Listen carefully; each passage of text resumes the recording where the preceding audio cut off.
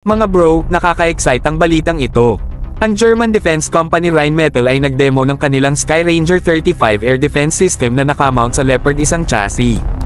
First time itong nangyari, mga bro. Usually, itong Skyranger ay makikita natin sa Leopard 2 chassis, pero ngayon, pinakita nila na kaya itong ilagay sa mas magaan na Leopard 1. Sobrang lupit kasi nito, ang mobility ng system ay talagang pinaganda para sabayan ang mga heavy tracked armored vehicles sa kahit anong terrain. Ngayon ano ba ang impact kung magkaroon ng ganitong asset ang Pilipinas?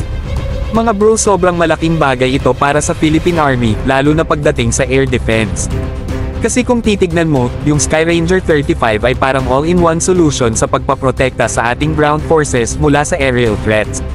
Kaya nitong hulihin ang mga unmanned aerial vehicles, UAVs, helicopters, at maging mga low-flying jets na gustong umatake.